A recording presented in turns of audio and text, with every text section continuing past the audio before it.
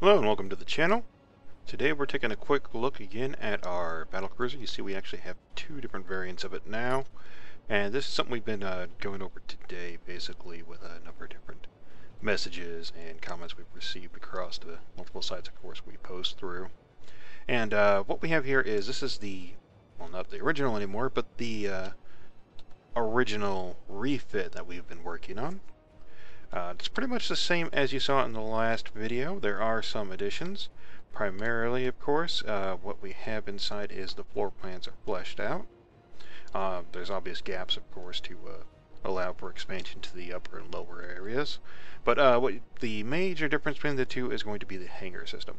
As you see, we still have the rear hangar on this one here, and we went ahead and set these up with small hangars off to the side. You'll have doors through here to get to the engine blocks, and of course the conveyor systems as needed.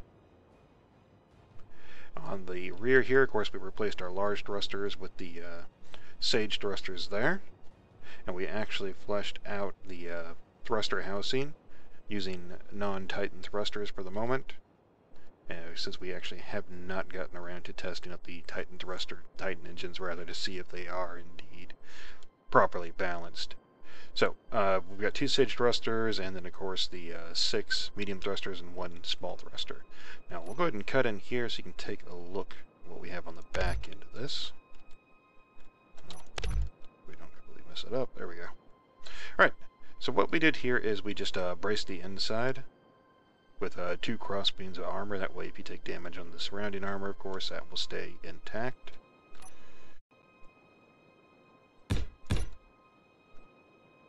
There's a few spots on the exterior where we've added some more medium thrusters on the side facings, particularly right here, and we recessed the ones that were on the tower.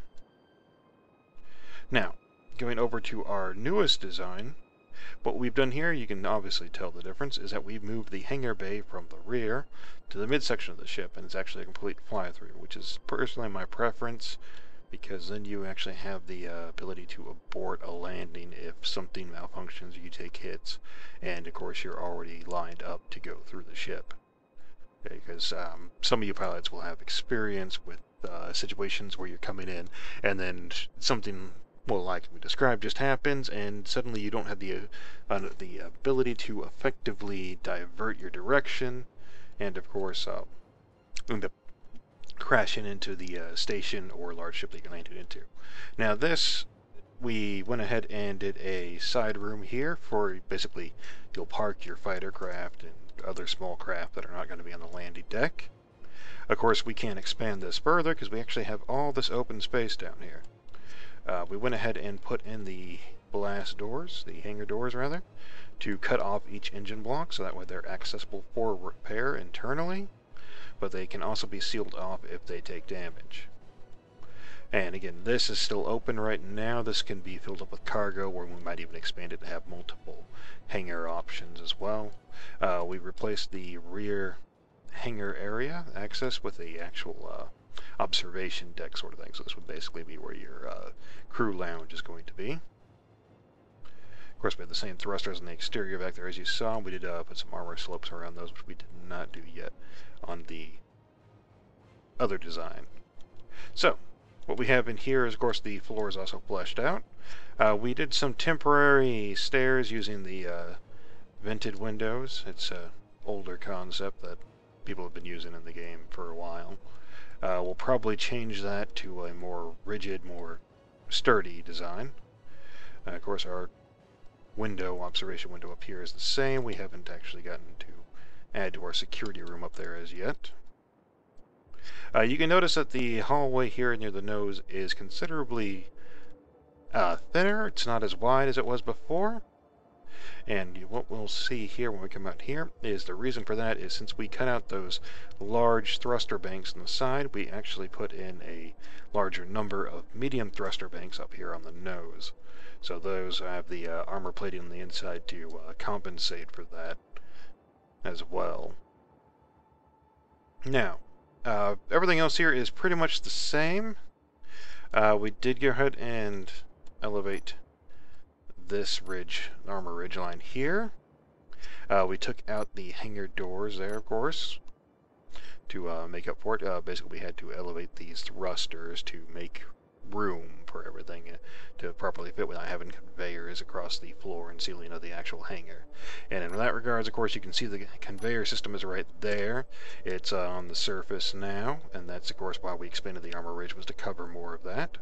So it's a bit more armored in certain angles, and the conveyor system is technically also more exposed on the initial contact for those turrets. But in other words, it would have the actual conveyor system running along the roof and floor of the landing area here. We've also been playing around with a few other concepts which we stripped off here, and I'll show you what we had. Basically, we were thinking about putting a couple of these keen developed turrets up here. Unfortunately, they don't have a very wide arc, so it would basically end up turning the ship into more of a broadside weapon rather than a not necessarily omnidirectional, but as close to omnidirectional as it could get without being a spherical design. It does look fairly decent, and kind of hit or miss with the cosmetics, basically.